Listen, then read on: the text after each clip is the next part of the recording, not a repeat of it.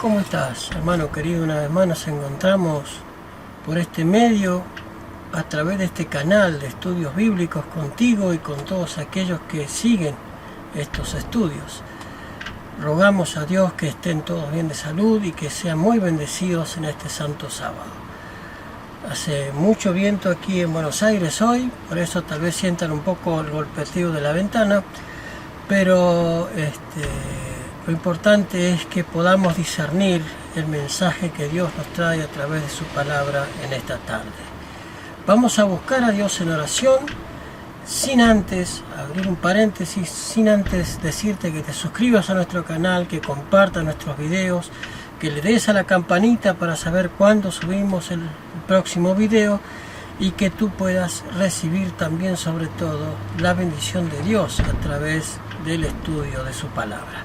Ahora sí, cerramos el paréntesis y vamos a buscar a Dios en una plegaria. Vamos a postrarnos de rodillas y buscar a Dios en una oración. Cariñoso Señor que estás en los cielos, te agradecemos por el privilegio que tú nos das de poder llevar este mensaje para todo aquel que lo quiera y anhele escuchar. Pedimos que tú seas, Señor, el que dirija esto, que lo lleves a quien tú sabes que lo necesite y que bendigas a cada uno de los que ven estos videos. Te lo pedimos, Señor, por los méritos de Cristo Jesús. Amén.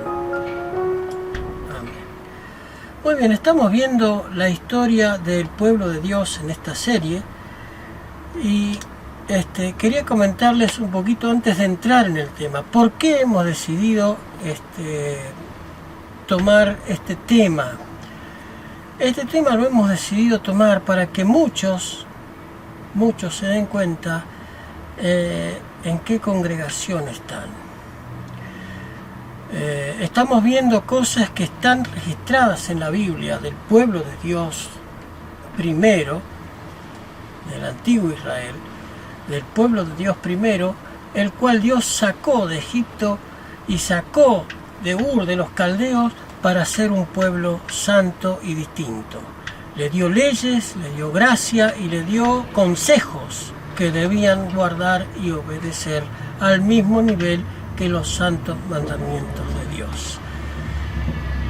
Y déjame preguntarte, antes de entrar en el tema, si tú eres adventista, si no lo eres, si tú eres metodista o de alguna denominación dominical, si ves alguna similitud con tu congregación con respecto a lo que estamos estudiando del pueblo de Dios. Si tu congregación te enseña a guardar no solamente los mandamientos de Dios, sino también los consejos dados por Dios a través de los profetas, del espíritu de profecía, o también de los consejos escritos en la palabra de Dios, como por ejemplo la forma de comer, la forma de vestirse, la forma de vivir. Todos esos consejos ante Dios están al mismo nivel que su santa ley escrita con su propio dedo. Aunque esos eran consejos dictados a Moisés y a otros profetas, fueron consejos dictados, no quiere decir que por eso tengan menos valor que los mandamientos escritos con el dedo de Dios. Muy bien, solamente eso quería decir. Fíjate en qué denominaciones tú estás congregándote y fíjate si esta denominación en la cual tú te congregas tiene estos preceptos que hacen al pueblo de Dios.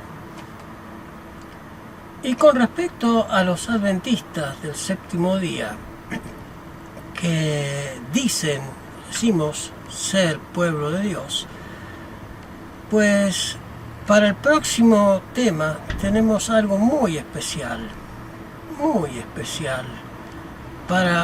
sobre todo para el pueblo adventista. Para los demás hermanos de otras denominaciones, queremos decirte que simplemente hemos extraído un sumum, hemos metido toda la Biblia dentro de una licuadora y hemos sacado el jugo a la historia del pueblo de Dios. No hemos entrado en detalles porque si no tendríamos que estudiar los libros del Antiguo Testamento, pero no hemos querido hacer eso, hemos querido hacer de lo más práctico, para que tú puedas ver si tu congregación, si tu denominación, si tu organización también, ¿por qué no? Si tu organización pues cumple con los preceptos estipulados por Dios como para llegar a ser pueblo de Dios. Yo no voy a criticar a nadie, simplemente expongo este tema con este propósito. Y vamos a entrar ya en el tema de hoy para no prolongar mucho el video. No queremos hacer un video muy largo, pero hoy hay que decir algunas cositas primordiales que ya sí vamos a entrar a ver muchas cosas. Así como vimos en el tema de la alimentación en el estudio pasado, hoy veremos algo que también tiene mucho que ver con una caída para dejar de ser pueblo de Dios. Ojito, hermano adventista, ojito, estudia bien este estudio que tendremos hoy día. Analízalo con oración y ponte a meditar sobre todo. Bien, entonces, estuvimos viendo el primer paso de la decadencia el sábado anterior, la lección anterior. Hoy veremos el segundo paso a la decadencia. Segundo paso a la decadencia para dejar de ser pueblo de Dios.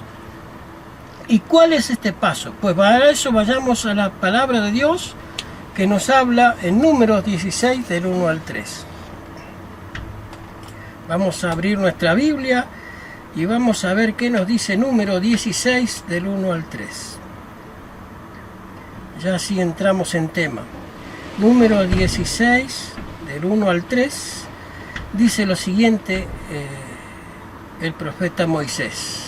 Y Coré, hijo de Shar, hijo de Coat, hijo de Leví, y Datán, y Abirán, hijos de Eliab, y de On, hijo de Pelet, de los hijos de Rubén, tomaron gente, y levantáronse contra Moisés con 250 varones de los hijos de Israel, príncipes de la congregación del consejo, varones de nombre.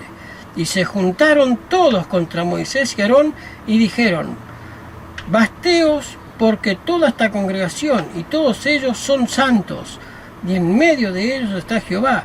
¿Por qué pues os levantáis vosotros sobre la congregación de Jehová? Vemos aquí el primer paso, el segundo paso, mejor dicho, de la rebelión. Primer paso, no aceptaban la alimentación distintiva que Dios le había dado.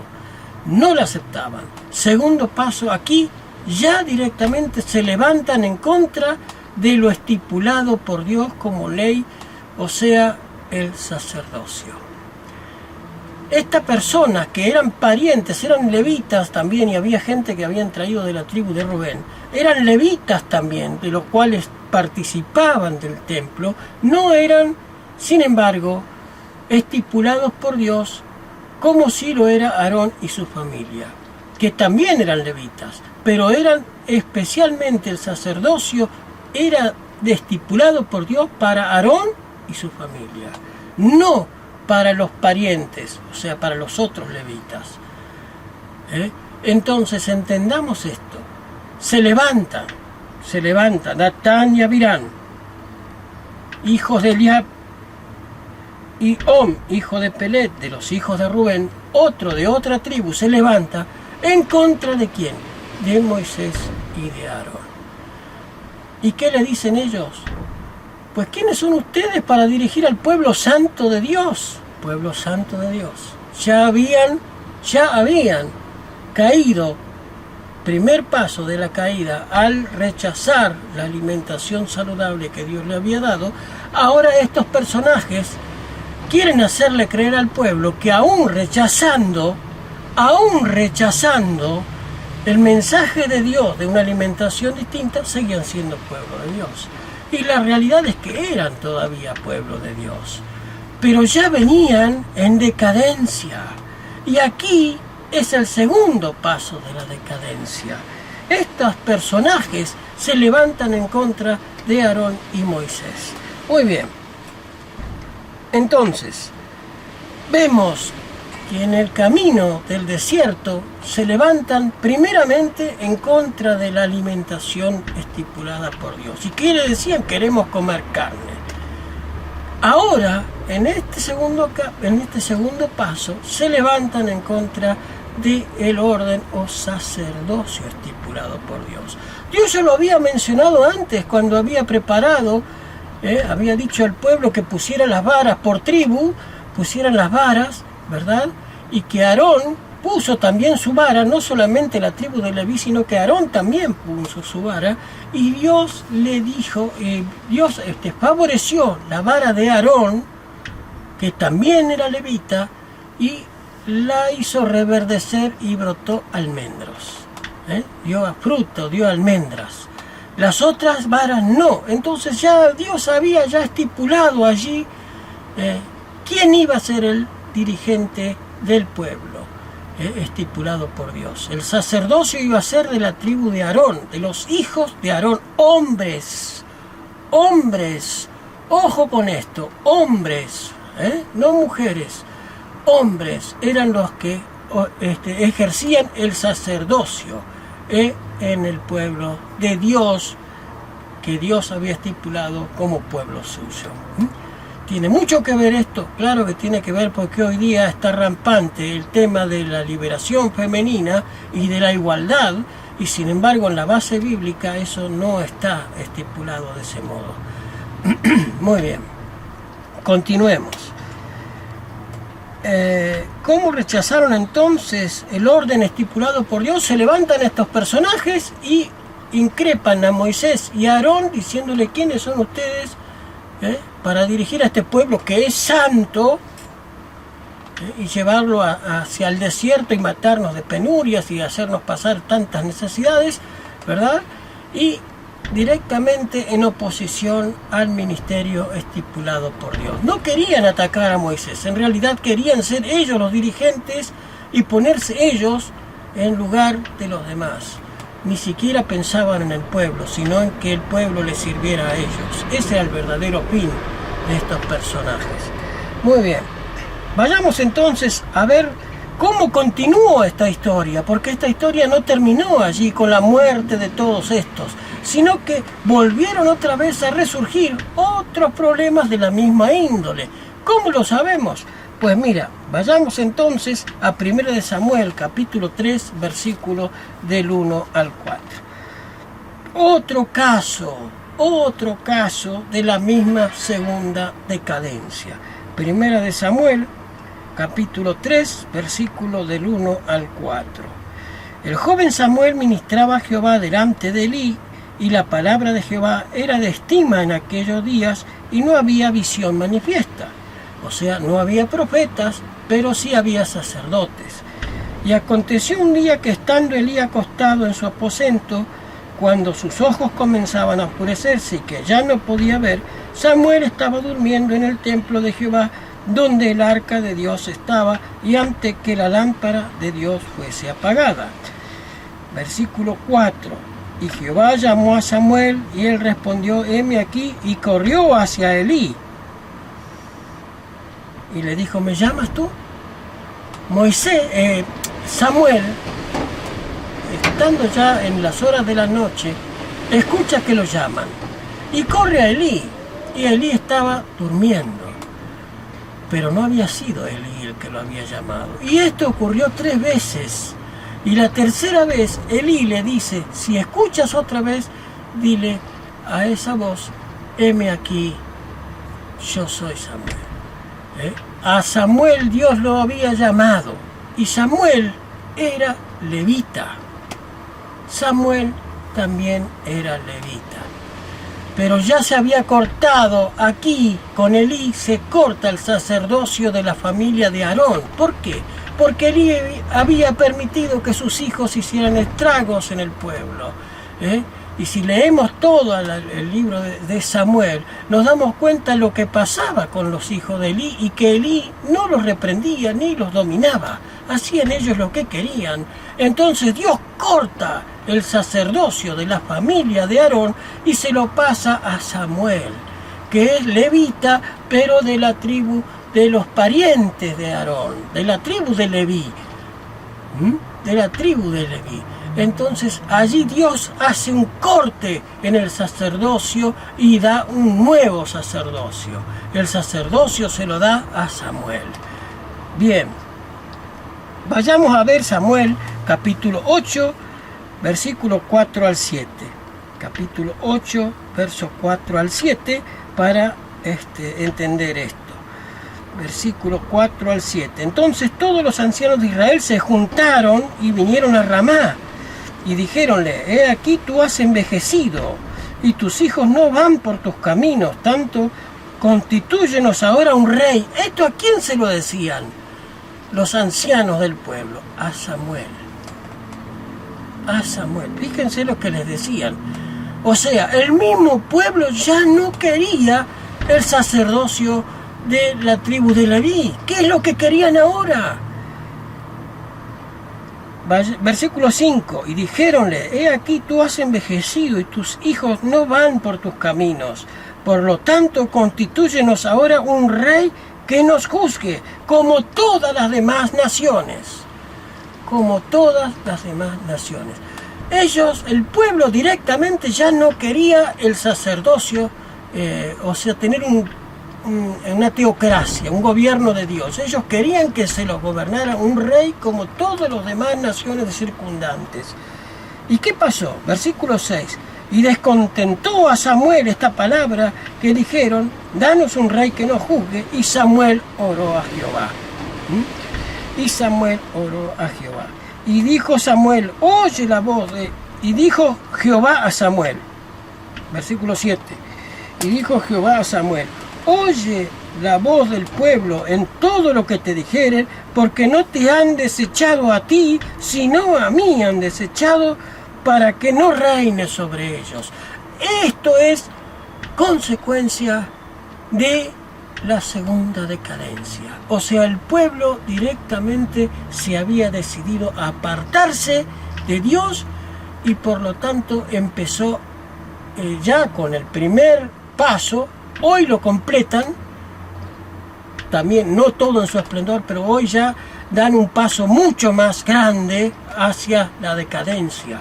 ¿Cuál? Rechazar el sacerdocio estipulado por Dios y pedirle a Samuel, el profeta Samuel, que les impusiera un rey. Porque los hijos de Samuel también estaban haciendo de la suya. Pero Dios podía haber subsanado eso. Pero ellos no querían eso.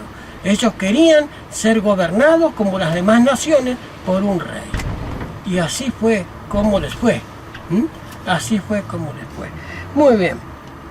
Entonces, ¿qué pasó con el arca en los tiempos del rey Salomón? Ya avanzamos un poco en la historia. ¿Qué pasa con el arca de Dios en los tiempos del rey Salomón? Recordemos esto y recuerda esto que es primordial. Primer paso para la decadencia es la alimentación. Segundo paso, el orden estipulado por Dios, quieren desecharlo. No les interesa el orden estipulado por Dios. Vayamos a Primera de Reyes, capítulo 8, versículo 9. Mira lo que pasa. Esto es impresionante. Esto es impresionante. Primera de Reyes, capítulo 8, versículo 9. Primera de Reyes 8, 9, perdón. Primera de Reyes 8, 9. Miren esto. En el arca ninguna cosa había más de las 2 tablas de piedra que había allí puesto Moisés en Horeb, donde Jehová hizo alianza con los hijos de Israel cuando salieron de la tierra de Egipto. ¿Qué pasaba en los tiempos del rey Salomón? ¿Qué es lo que habían desechado primeramente? El jarrito con maná. La alimentación distinta. La sacaron del arca. Segundo paso, la vara de Aarón, que había reverdecido y que Dios había estipulado como sacerdocio santo, sacada también del arca. ¿Qué es lo único que dejaron? Los mandamientos de Dios. Y de eso se jactaban. Nosotros somos el pueblo que guarda los mandamientos de Dios. Pero el orden estipulado por Dios y la alimentación estipulada por Dios para que Dios pudiera morar en la presencia de ese pueblo a través de esa arca y de la Shekinah, pues ya no estaba más.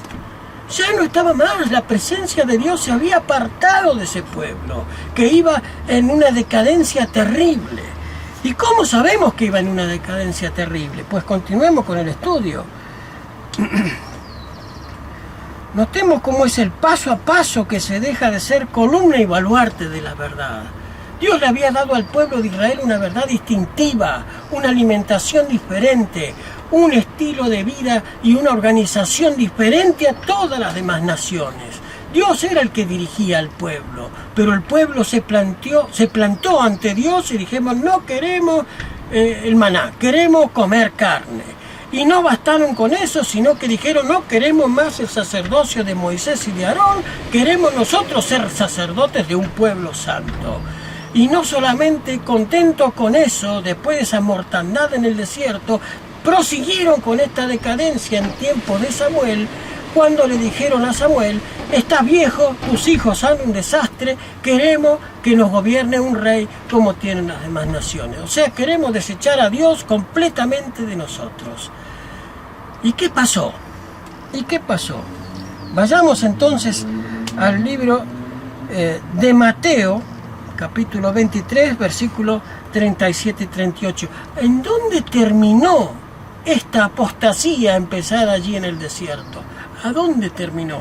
Vayamos al libro de Mateo. Al libro de Mateo, capítulo 23. Mateo, capítulo 23. Versículos 37 y 38. ¿En dónde terminó esa apostasía? ¿En dónde? Vamos a ver dónde terminó. Mateo 23, 37 y 38.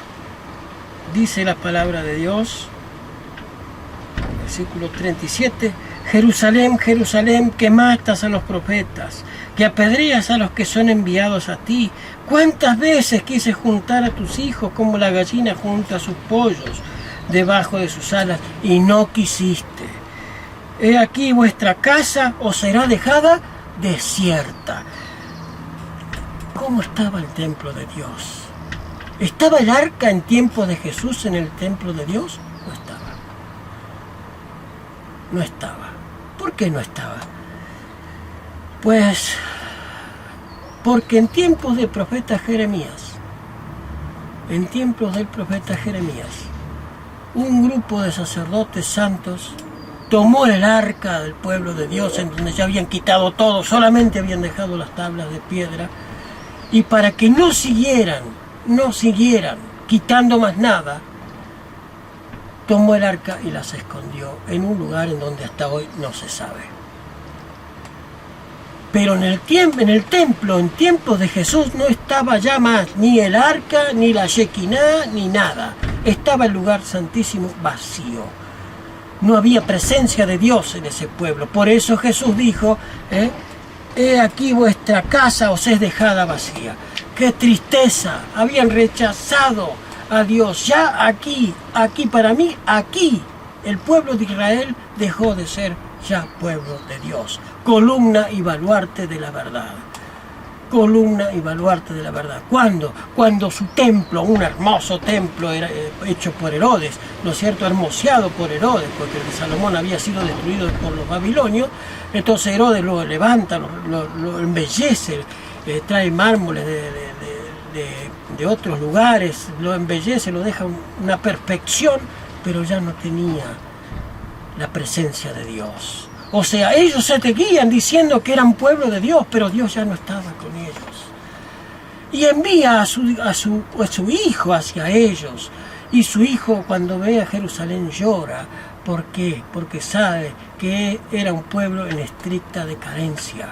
Ya estaban al borde de dejar de ser pueblo de Dios. Pero aún así Dios tiene un poco más de misericordia. Le da unos años más hasta el apedreamiento de Esteban. Allí caduca el pueblo de Israel como nación santa, y Dios se busca otro sacerdocio, así como se buscó otro sacerdocio en tiempo de Elí, que había fracasado como sacerdote de la familia de Aarón. Busca a un pariente, a un levita, Samuel, y da otro sacerdocio, ¿no es cierto? Así como Dios lo hace, así también lo hizo en tiempos post-Cristo, cuando es apedreado el profeta, el hermano Esteban es apedreado y empieza la predicación a los gentiles. Dios se busca otro pueblo, con las mismas bases, por supuesto que sí, serán las mismas bases, con las mismas bases, obviamente. Claro, ya no estaba ni el arca, ni las tablas de piedra, ni el maná, ni la vara de Aarón, pero Dios se busca otro sacerdocio del mismo origen, o sea, con los mismos requisitos, ser columna y baluarte de la verdad. Un pueblo remanente, o sea, Cristo vino a hacer una reforma, un reformista en el pueblo de Israel. Saca a 12 apóstoles de esa confusión que habían generado los sacerdotes y escribas y fariseos y saduceos, y saca a 12 personas del oscurantismo que le habían impuesto al pueblo de Israel, al quitar todo eso, inclusive hasta los mandamientos de Dios. ¡Qué coraje!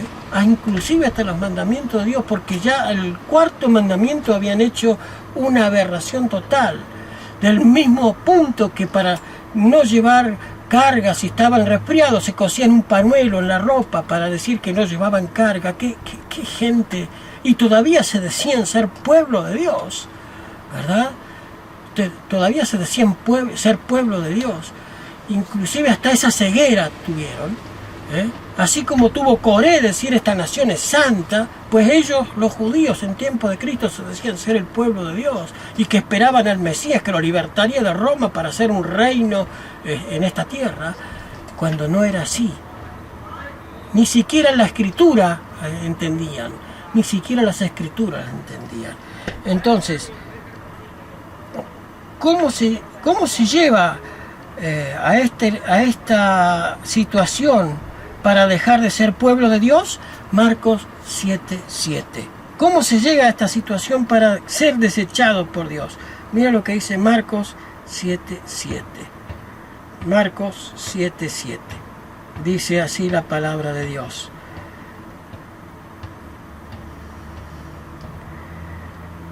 En vano me honran, enseñando como doctrina mandamientos de hombres.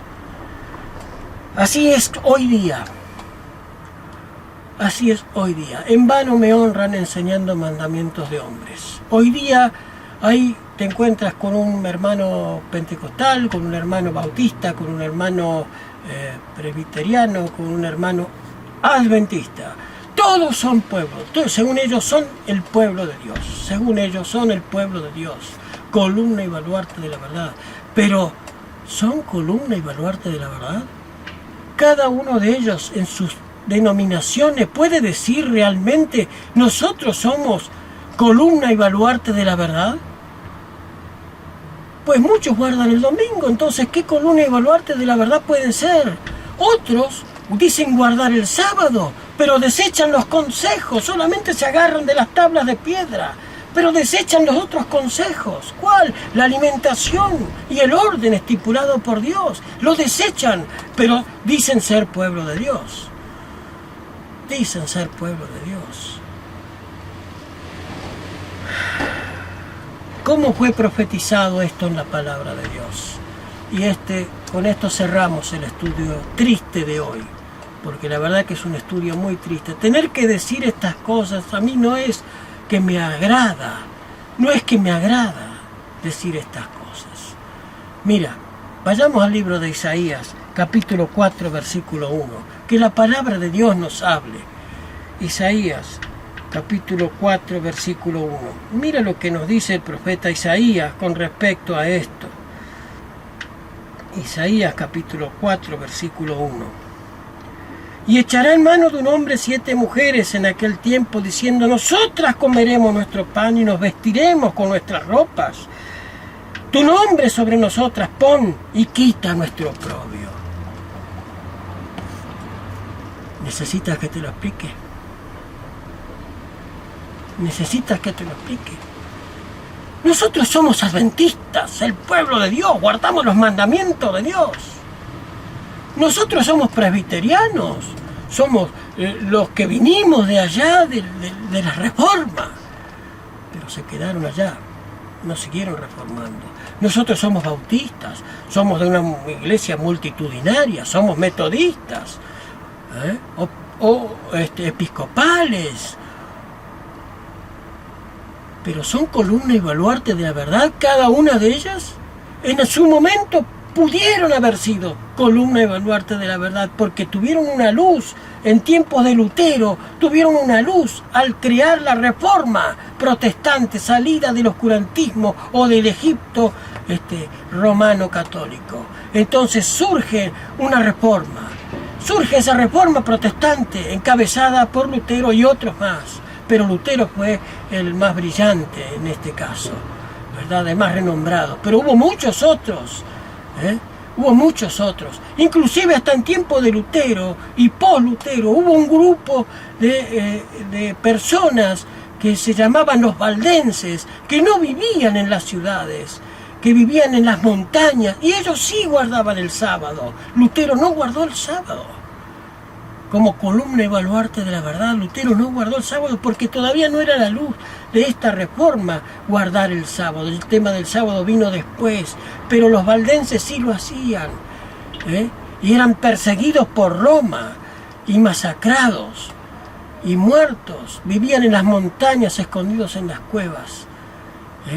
Terrible, terrible persecución. Ellos se podía decir que sí, eran un poquito baluarte de la verdad, porque ellos seguían guardando el sábado de acuerdo con las escrituras. Pero el gran reformador, la primera reforma grande que surge del Egipto romano cristiano, entre comillas, el Egipto romano cristiano, que fue la iglesia papal, la iglesia romana, Lutero no guardaba el sábado, pero sí que empezó a sacar a su pueblo del oscurantismo que había establecido el Egipto romano, la Iglesia Católica. Hizo una reforma. Cada movimiento de reforma que Dios utiliza, lo utiliza sacándolo de las tinieblas del mundo. Lo hizo con Abraham, lo hizo con las naciones, con la nación israelita que sacó de Egipto literal. ¿Para qué? Para que sea un pueblo columna y baluarte de la verdad. Aquí terminamos el estudio de hoy. Analiza este pasaje de Isaías 4:1. Tomarán, dice, echarán mano de un hombre 7 mujeres en aquel tiempo, diciendo, nosotras comeremos nuestro pan y nos vestiremos con nuestras ropas, solamente deja llamarnos por tu nombre. Déjanos decir que somos cristianas, que somos el pueblo de Dios, que guardamos el sábado. Déjanos decir que guardamos el sábado, pero quita nuestro oprobio, quita nuestras mentiras, quita nuestro engaño, porque aún aquellos que dicen guardar el sábado se equivocan en 2 mandamientos, en 2, y al equivocarse en 2 mandamientos echamos por tierra la verdad. ¿De qué me sirve poner la bandera del sábado si no cumplo con una reforma de alimentación diferente, una vestimenta diferente, un estilo de vida diferente? Si recaso a divorciados, ¿de qué me sirve? ¿Puedo llamarme pueblo de Dios y columna y baluarte de la verdad?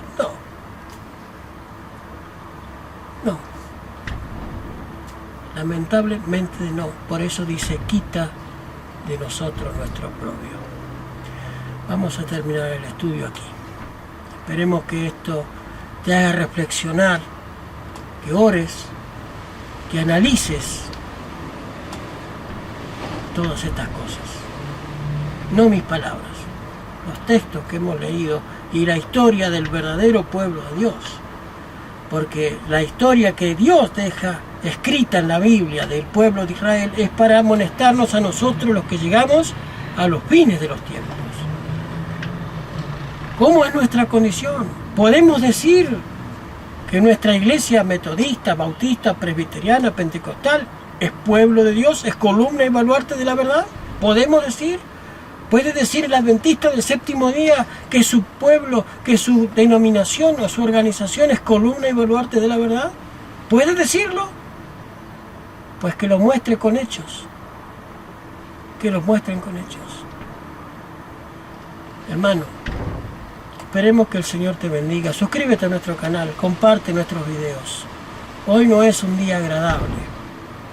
No podemos terminar con una sonrisa después de haber llegado a este punto de la historia del pueblo de Israel. A ver cómo se había quitado del arca y cómo terminó también quitándose el arca. O sea, la presencia de Dios ya no estaba tampoco en el templo del rey Herodes en tiempo de Jesús.